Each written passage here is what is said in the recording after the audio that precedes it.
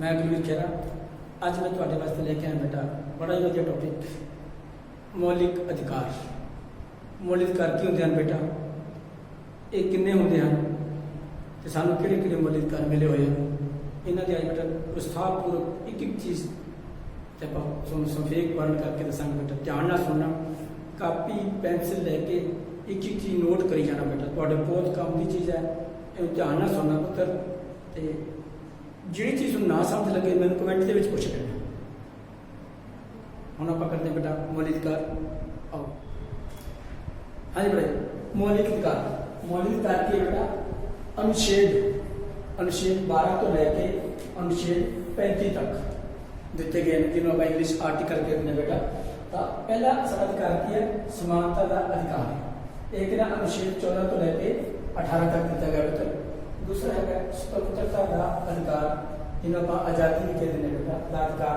ये है अनुच्छेद 19 तो लैके 22 तक। और तीसरा है शोषण विरोध अधिकार। यह है मतलब 23 ते 24 अनुच्छेद 23 ते 24 दिता गया। चौथा है धार्मिक स्वतंत्रता का अधिकार। ये बेटा है अनुच्छेद 25 ते 28 25 तो 28 है। पंजवा है बेटा सभ्याचारक और विद्यक अधिकार। ये है अनुच्छेद 29 ते 30। छेवां इत्थे सीगा बेटा संपत्ति का अधिकार। किहड़ा सी बेटा? संपत्ति का अधिकार। ये आर्टिकल 31 दे विच सीगा। आर्टिकल 31 सीगा। इहनूं बेटा बाद साडे साल 1978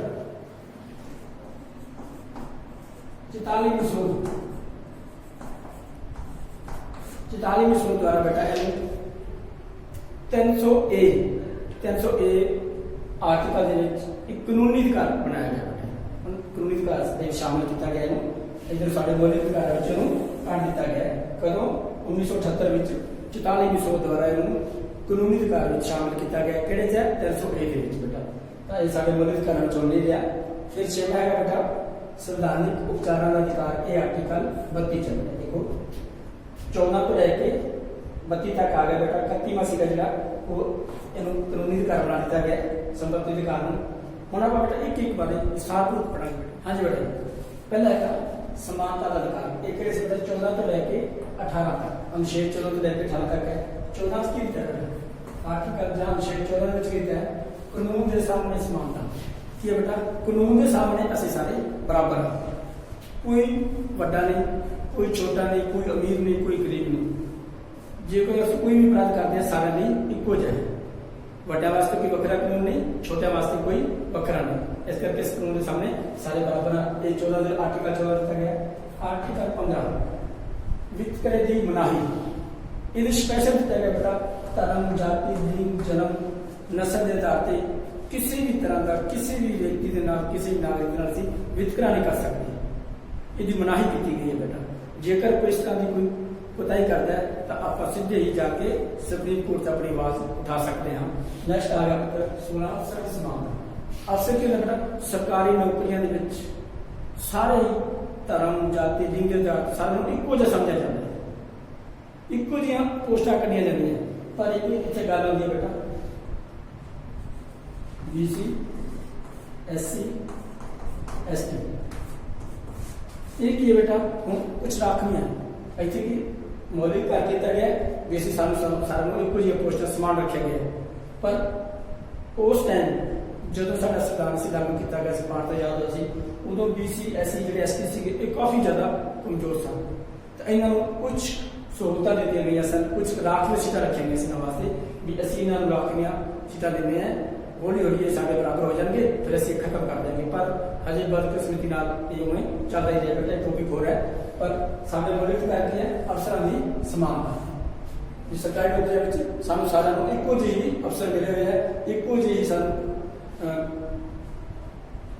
अमीर लोग गरीब लोग किसी भी धर्म के लोग जो सरकारी नौकरी निकलती है तो असीं इक्को जिहा ही पोस्टां ते मैरिट के आधार पर असीं आपदे अप्लाई कर सकते हैं, नौकरी लग सकते हैं। इसी अफसर की समानता बेटा छुआछूत ये 17 आर्टिकल ये बहुत इंपोर्टेंट है बेटा। छुआछूत ये की है बेटा?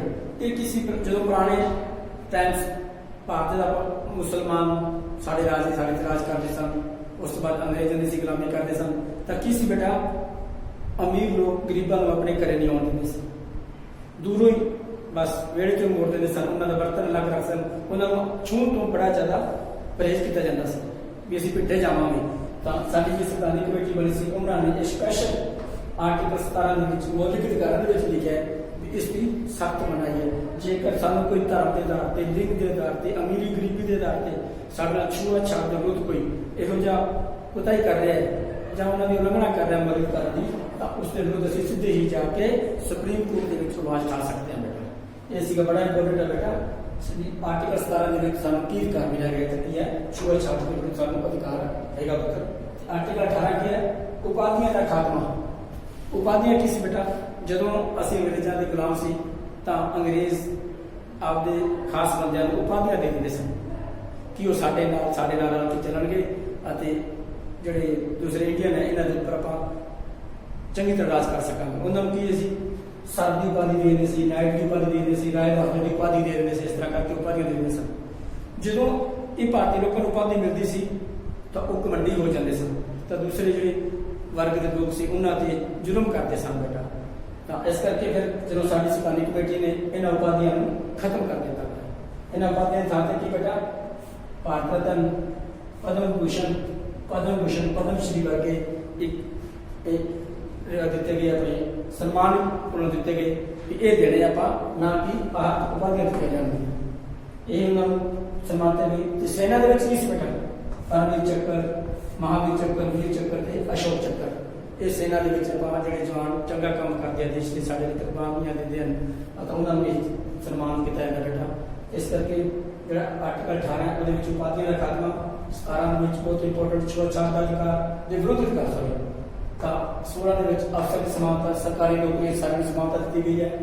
15 ਦੇ ਵਿੱਚ ਵਿਤਕਰੇ ਦੀ ਮਨਾਹੀ, ਕਿਸੇ ਨਾਲ ਕੋਈ ਵਿਤਕਰਾ ਨਹੀਂ ਕੀਤਾ ਜਾ ਸਕਦਾ, ਧਰਮ ਜਾਤੀ ਲਿੰਗ ਦੇ ਆਧਾਰ ਤੇ ਗੱਲ ਕੀਤੀ ਗਈ ਹੈ ਬੇਟਾ। ਤੇ 14 ਦੇ ਵਿੱਚ ਹੈ ਕਾਨੂੰਨ ਦੇ ਸਾਹਮਣੇ ਅਸੀਂ ਸਾਰੇ ਸਮਾਨ ਹਾਂ। ਹਾਂਜੀ ਬੇਟਾ। ਦੂਸਰਾ ਹੈਗਾ ਬੇਟਾ ਸੁਤੰਤਰਤਾ ਦਾ ਅਧਿਕਾਰ। ਇਹ ਹੈਗਾ ਆਰਟੀਕਲ 19 ਤੋਂ ਲੈ ਕੇ ਆਰਟੀਕਲ 22 ਦੇ ਵਿੱਚ। 19 ਦੇ ਕੁਝ ਪੁਆਇੰਟ ਹੈ ਬੇਟਾ, ਇਹ ਦੇਖੋ ਕੀ ਹੈ।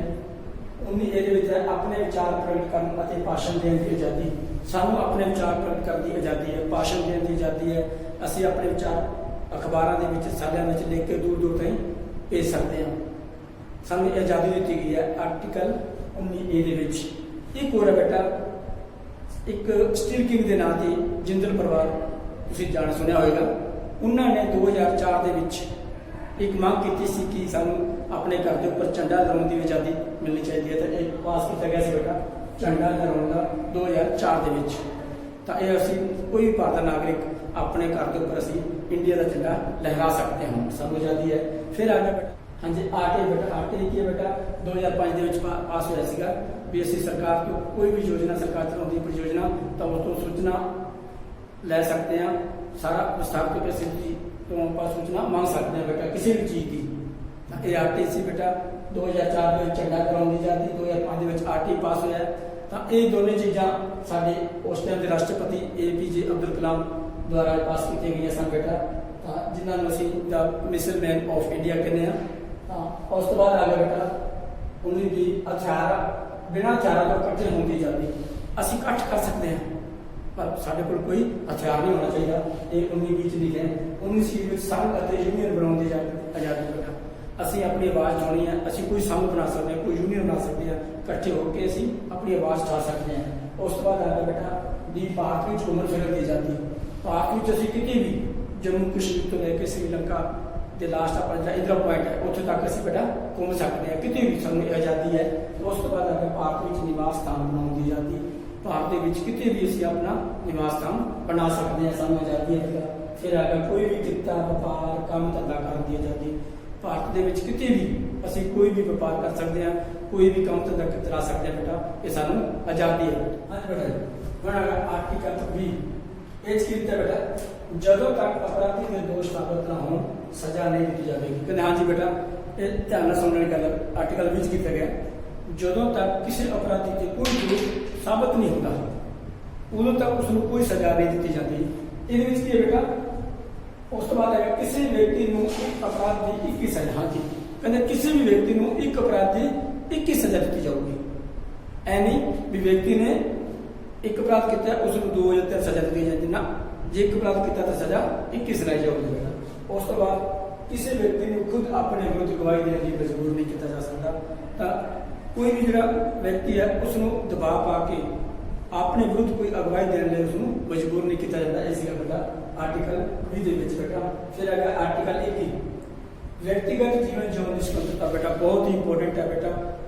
ਸਾਡੇ ਇੰਡੀਆ ਤੇ ਕੋਈ ਵੀ ਐਮਰਜੈਂਸੀ ਆ ਜਾਏ, ਕੋਈ ਵੀ ਸੰਕਟ ਆ ਜਾਏ ਤਾਂ ਇਸ ਅਧਿਕਾਰ ਨੂੰ ਸਾਥੋਂ ਖੋਇਆ ਨਹੀਂ ਜਾ ਸਕਦਾ। ਸਾਨੂੰ ਵਿਅਕਤੀਗਤ ਜ਼ਿੰਦਗੀ ਜਿਉਣ ਦੀ ਦਾ ਅਧਿਕਾਰ ਹੈ। ਤਾਂ ਇਸ ਸੁਤੰਤਰਤਾ ਮਿਲੀ ਹੋਈ ਹੈ ਬੇਟਾ ਸਾਨੂੰ, ਇਸ ਨੂੰ ਕਿਸੇ ਵੀ ਟਾਈਮ ਸਾਡੇ ਤੋਂ ਖੋਇਆ ਨਹੀਂ ਜਾ ਸਕਦਾ। ਬੜਾ ਇੰਪੋਰਟੈਂਟ ਹੈ ਬੇਟਾ, ਜਿਹੜਾ ਹੋਇਆ ਅਧਿਕਾਰ ਹੈ ਜਿਹੜਾ ਕਿਸੇ ਵੀ ਐਮਰਜੈਂਸੀ ਟਾਈਮ ਸਾਥੋਂ ਨਹੀਂ ਖੋਇਆ ਜਾ ਸਕਦਾ ਹੋਏਗਾ ਵਿਅਕਤੀਗਤ ਜੀਵਨ ਜਿਉਣ ਦੀ ਸੁਤੰਤਰਤਾ ਆਰਟੀਕਲ 21 ਵਿੱਚ। ਹੁਣ ਇੱਕ ਆ ਗਿਆ ਬੇਟਾ ਆਰਟੀਕਲ 21A।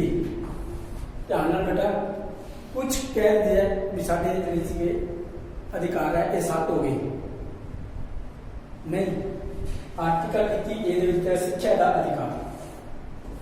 ਸਿੱਖਿਆ ਦਾ ਅਧਿਕਾਰ ਬੇਟਾ ਸਰਕਾਰ ਨੇ ਪਾਸ ਕਰਤਾ, ਪਰ ਗਿਣਤੀ ਸਾਡੀ 6 ਹੀ ਰਹੇਗੀ।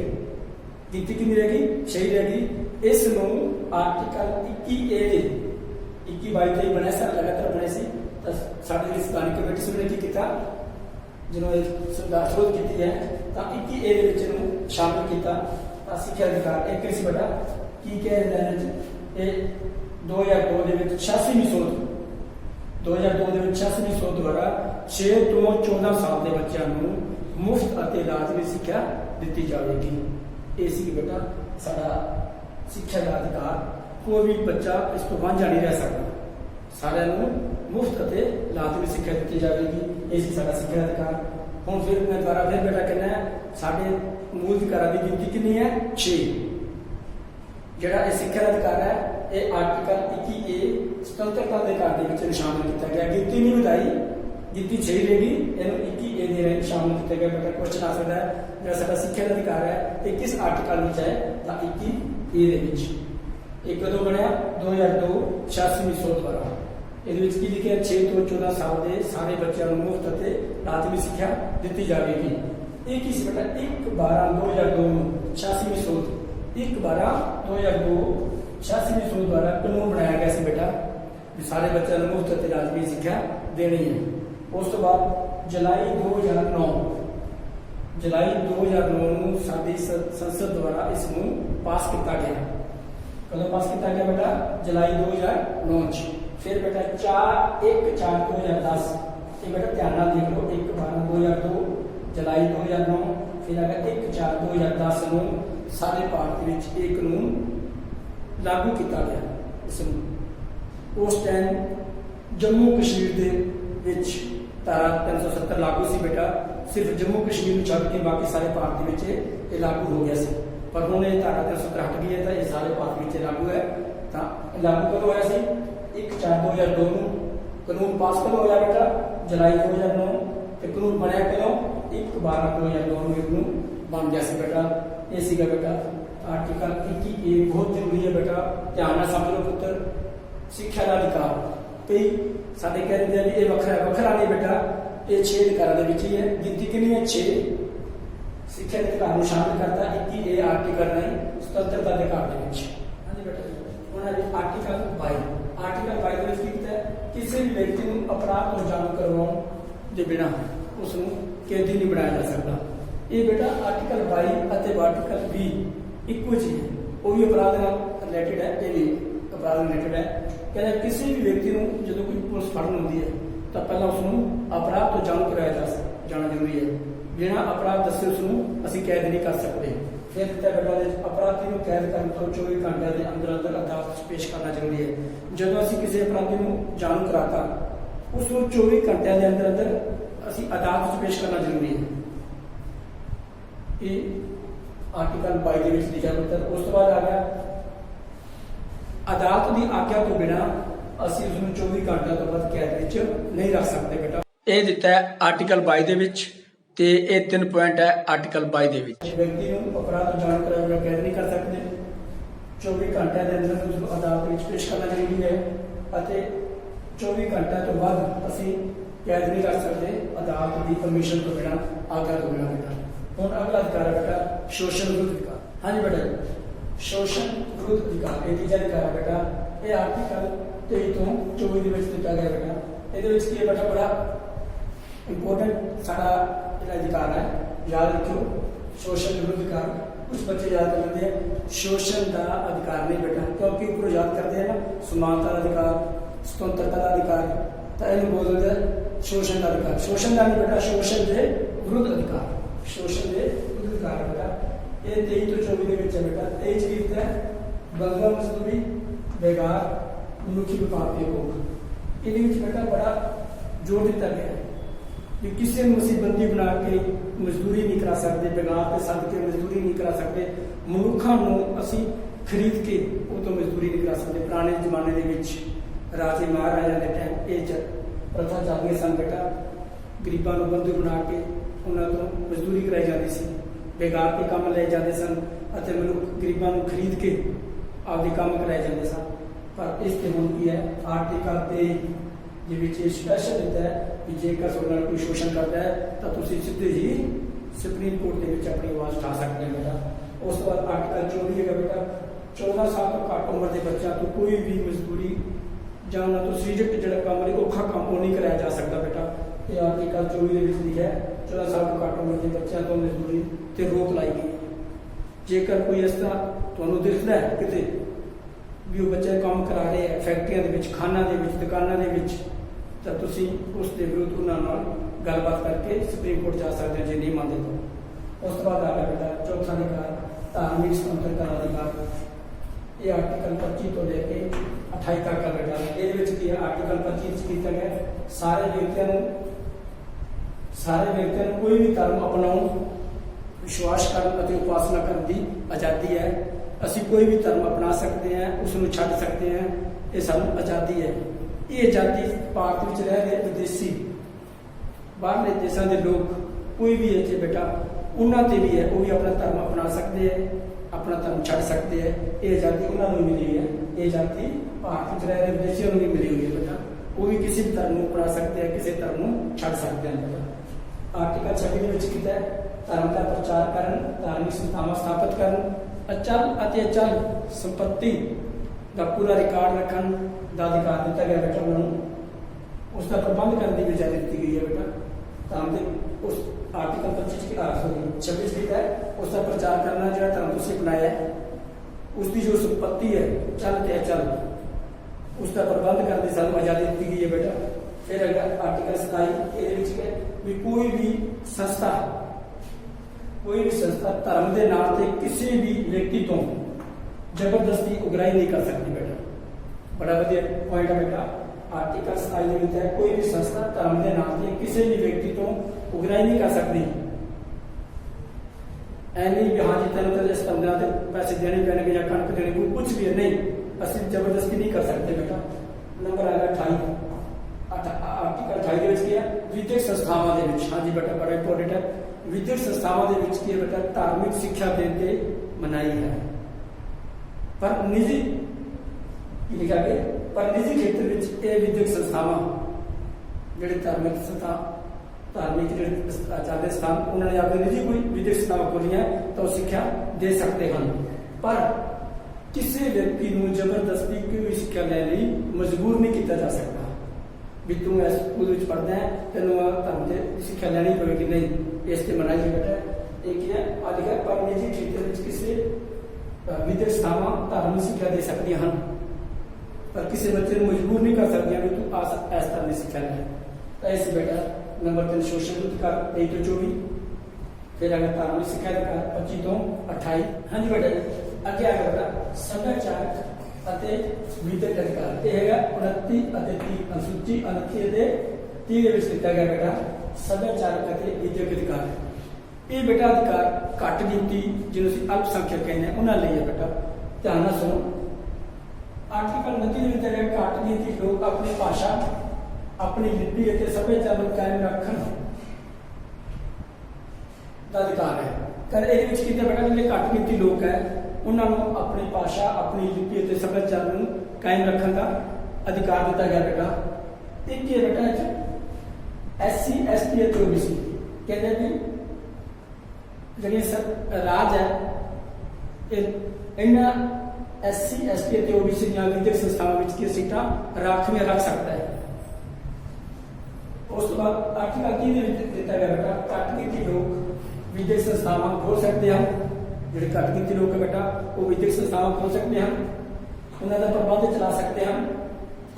ਹਾਂਜੀ, ਰਾਜ ਸਰਕਾਰ ਦੁਆਰਾ ਦਿੱਤੀ ਜਾਂਦੀ ਵਿੱਤੀ ਸਹਾਇਤਾ ਵਿੱਚ ਇਹਨਾਂ ਨਿੱਜੀ ਸੰਸਥਾਵਾਂ ਨਾਲ ਕੋਈ ਵਿਤਕਰਾ ਨਹੀਂ ਕੀਤਾ ਜਾ ਸਕਦਾ। ਜਿਹੜੀਆਂ ਰਾਜ ਸਰਕਾਰ ਸਹਾਇਤਾ ਦਿੰਦੀ ਹੈ ਨਾ ਜਿਹੜੀਆਂ ਵਿਦਿਅਕ ਸੰਸਥਾਵਾਂ ਨੂੰ, ਤਾਂ ਉਹਨਾਂ ਦੁਆਰਾ ਜਿਹੜੀਆਂ ਆ ਨਿੱਜੀ ਸੰਸਥਾਵਾਂ ਖੋਲ੍ਹੀਆਂ ਗਈਆਂ ਇਹਨਾਂ ਵਿਤਕਰਾ ਨਹੀਂ ਕੀਤਾ ਜਾ ਸਕਦਾ ਬੇਟਾ। ਇਹਨਾਂ ਨੂੰ ਵੀ ਉਨੀ ਹੀ ਸਹਾਇਤਾ ਦੇਣੀ ਪਊਗੀ ਜਿੰਨੀ ਰਾਜ ਸਰਕਾਰ ਦੂਜੀਆਂ ਵਿਦਿਅਕ ਸੰਸਥਾਵਾਂ ਦਿੰਦੀ ਹੈ, ਇਹਨਾਂ ਨੂੰ ਵੀ ਉਨੀ ਹੀ ਦੇਣੀ ਪਊਗੀ ਬੇਟਾ। ਇਹ ਸੀਗਾ ਬੇਟਾ ਸਾਡਾ ਸੱਭਿਆਚਾਰਕ ਅਤੇ ਵਿਦਿਅਕ ਅਧਿਕਾਰ। ਇਸ ਨੂੰ ਘੱਟ ਗਿਣਤੀ ਲਈ ਅਧਿਕਾਰ, ਅਲਪ ਸੰਖਿਅਕਾਂ ਲਈ ਅਧਿਕਾਰ ਕਹਿ ਸਕਦੇ ਹਾਂ। ਸਪੈਸ਼ਲ ਉਹਨਾਂ ਬਾਰੇ ਹੀ ਗੱਲਬਾਤ ਕੀਤੀ ਗਈ ਹੈ ਬੇਟਾ ਇਹਨਾਂ ਵਿੱਚ। ਘੱਟ ਗਿਣਤੀ ਲੋਕ ਆਪਣੀ ਭਾਸ਼ਾ ਨੂੰ, ਲਿਪੀ ਨੂੰ, ਸੱਭਿਆਚਾਰ ਨੂੰ ਕਾਇਮ ਰੱਖ ਸਕਦੇ ਹੈ, ਆਪਣੇ ਵਿਦਿਅਕ ਸੰਸਥਾਵਾਂ ਖੋਲ੍ਹ ਸਕਦੇ ਆ ਬੇਟਾ। ਉਸ ਤੋਂ ਬਾਅਦ ਉਹਨਾਂ ਦਾ ਵਿਦਿਅਕ ਸੰਸਥਾਵਾਂ ਖੋਲ੍ਹ ਸਕਦੇ ਆ, ਪ੍ਰਬੰਧ ਚਲਾ ਸਕਦੇ ਆ ਬੇਟਾ। ਰਾਜ ਸਰਕਾਰ ਇਹਨਾਂ ਨਾਲ ਵਿੱਤੀ ਸਹਾਇਤਾ ਵਿੱਚ ਕੋਈ ਵਿਤਕਰਾ ਨਹੀਂ ਕਰ ਸਕਦੀ। ਇਸ ਅਧਿਕਾਰ ਦੇ ਵਿੱਚ ਸਪੈਸ਼ਲ ਘੱਟ ਗਿਣਤੀਆਂ ਬਾਰੇ ਗੱਲਬਾਤ ਕੀਤੀ ਗਈ ਹੈ ਬੇਟਾ। ਹਾਂਜੀ ਬੇਟਾ, ਹੁਣ ਹੈ 6ਵਾਂ ਅਧਿਕਾਰ ਸੰਵਿਧਾਨਿਕ ਉਚਾਰਨ ਦਾ ਅਧਿਕਾਰ। ਆਰਟੀਕਲ 32 ਦੇ ਵਿੱਚ ਦਿੱਤਾ ਗਿਆ ਬੇਟਾ। 31 ਦਾ ਹੀ ਕਰ ਲਿਆ ਸੀ, 31 ਕਿਹੜਾ ਹੈਗਾ ਸੀ ਸੰਪत्ति ਦਾ ਅਧਿਕਾਰ, ਉਹ ਹਟਾ ਦਿੱਤਾ ਗਿਆ ਤਾਂ 32ਵਾਂ ਆ ਗਿਆ ਬੇਟਾ ਆਰਟੀਕਲ ਸੰਵਿਧਾਨਿਕ ਉਚਾਰਨ ਅਧਿਕਾਰ ਦਿੱਤਾ ਗਿਆ। ਇਹਦੇ ਵਿੱਚ ਇਹ ਜਿਹੜੇ ਉੱਪਰ ਅਸੀਂ 5 ਅਧਿਕਾਰ ਕਰਕੇ ਆਏ ਹਾਂ ਉਹਨਾਂ ਦੇ ਵਿਰੁੱਧ ਸਾਡੇ ਉਹ ਅਧਿਕਾਰਾਂ, ਜੇਕਰ ਸਾਡੇ ਅਧਿਕਾਰਾਂ ਦੀ ਉਲੰਘਣਾ ਕਰਦਾ ਕੋਈ ਤਾਂ ਉਹਨਾਂ ਦੇ ਵਿਰੁੱਧ ਇਸ ਅਧਿਕਾਰ ਨੂੰ ਦਿੱਤਾ ਗਿਆ ਕਿ ਅਸੀਂ ਸਿੱਧੇ ਹਾਈ ਕੋਰਟ ਜਾਂ ਸਿੱਧੇ ਸੁਪਰੀਮ ਕੋਰਟ ਦੇ ਵਿੱਚ ਅਸੀਂ ਆਪਣੀ ਰਿਟ ਦਰਜ ਕਰਾ ਸਕਦੇ ਹਾਂ। ਇਸ ਸੰਵਿਧਾਨਿਕ ਨਿਰਮਾਤਾਵਾਂ ਨੇ ਮੌਲਿਕ ਅਧਿਕਾਰਾਂ ਨੂੰ ਦਰਜ ਕਰਨ ਦੇ ਨਾਲ ਇਹਨਾਂ ਨੂੰ ਲਾਗੂ ਕਰਾਉਣ ਦਾ ਵੀ ਉਪਬੰਧ ਕੀਤਾ ਗਿਆ ਹੈ। ਤਾਂ ਜਿਹੜੇ ਸਾਡੇ ਸੰਵਿਧਾਨ ਜਿਹਨਾਂ ਨੇ ਬਣਾਇਆ ਉਹਨਾਂ ਨੇ ਕੀ ਹੈ ਬੇਟਾ, ਜਿਹੜੇ ਉੱਪਰ ਸਾਡੇ ਇਹ ਮੌਲਿਕ ਅਧਿਕਾਰ ਬਣਾਏ ਆ ਉਹਨਾਂ ਨੂੰ ਇੱਕ ਅਧਿਕਾਰ ਹੋਰ ਬਣਾਤਾ ਵੀ ਇਹ ਲਾਗੂ ਵੀ ਕਰੋ, ਇਹ ਲਾਗੂ ਵੀ ਹੋਣੇ ਚਾਹੀਦੇ ਨੇ। ਤਾਂ ਉਸ ਤੋਂ ਉਪਬੰਧ ਕੀਤਾ ਗਿਆ ਜੇਕਰ ਕੋਈ ਸਾਡੇ ਉੱਪਰਲੇ ਅਧਿਕਾਰਾਂ ਦੀ ਉਲੰਘਣਾ ਕਰਦਾ ਹੈ ਤਾਂ ਸਾਨੂੰ ਉਹ ਅਧਿਕਾਰ ਦੇ ਤੋਂ ਸਾਡੇ ਅਧਿਕਾਰ ਕੋਈ ਖੋਹਦਾ ਹੈ ਤਾਂ ਅਸੀਂ ਇਸ ਅਧਿਕਾਰ ਦੇ ਰਾਹੀਂ ਅਸੀਂ ਸਿੱਧੇ ਸੁਪਰੀਮ ਕੋਰਟ ਜਾਂ ਹਾਈ ਕੋਰਟ ਦੇ ਵਿੱਚ ਆਪਣੀ ਆਵਾਜ਼ ਉਠਾ ਸਕਦੇ ਹਾਂ ਬੇਟਾ, ਰਿਟ ਲਾ ਸਕਦੇ ਹਾਂ। ਤਾਂ ਇਸ ਨੂੰ ਡਾਕਟਰ ਭੀਮ ਰਾਓ ਅੰਬੇਦਕਰ ਨੇ ਸਾਡੇ ਸੰਵਿਧਾਨ ਦੀ ਆਤਮਾ ਕਿਹਾ ਹੈ। ਆਤਮਾ ਸ਼ਬਦ ਬੇਟਾ ਸੰਵਿਧਾਨ ਦੇ ਵਿੱਚ ਦੋ ਵਾਰ ਆਇਆ ਬੇਟਾ। ਆਤਮਾ ਇਹ ਪਹਿਲਾ ਸੀ ਸਾਡੇ ਸੰਵਿਧਾਨ ਦੀ ਆਤਮਾ। ਤਾਂ ਕੀ ਹੈ ਸਾਡੇ ਸੰਵਿਧਾਨ ਦੀ ਆਤਮਾ ਕੀ ਹੈ ਬੇਟਾ? ਜਿਹੜਾ ਆਪਣੀ ਪ੍ਰਸਤਾਵਨਾ ਨੂੰ ਕਹਿੰਦੇ ਆਪਾਂ, ਉਹ ਕਿਹੜੀ ਅਸੀਂ ਭਾਰਤ ਦੇ ਵਾਸੀ ਹਾਂ, ਉਹ ਸਾਡੇ ਸੰਵਿਧਾਨ ਦੀ ਆਤਮਾ ਹੈ। ਤੇ ਜੇ ਕੁਐਸਚਨ ਆ ਜੇ ਡਾਕਟਰ ਭੀਮ ਰਾਓ ਅੰਬੇਦਕਰ ਨੇ ਸੰਵਿਧਾਨ ਦੀ ਆਤਮਾ ਕਿਸ ਨੂੰ ਕਿਹਾ ਤਾਂ ਬੇਟਾ ਉਸ ਐਸ ਅਧਿਕਾਰ ਨੂੰ ਕਿਹਾ ਬੇਟਾ। ਸੰਵਿਧਾਨਿਕ ਉਚਾਰਨ ਦੇ ਅਧਿਕਾਰ ਨੂੰ ਡਾਕਟਰ ਭੀਮ ਰਾਓ ਅੰਬੇਦਕਰ ਨੇ ਆਤਮਾ ਕਿਹਾ ਬੇਟਾ। ਧਿਆਨ ਨਾਲ ਬੇਟਾ ਇੱਕ ਜਿਹੜਾ ਅਧਿਕਾਰ ਹੈ ਤੁਹਾਨੂੰ ਇੱਕ ਖੋਲ ਕੇ ਦੱਸਿਆ ਗਿਆ ਪੂਰਾ।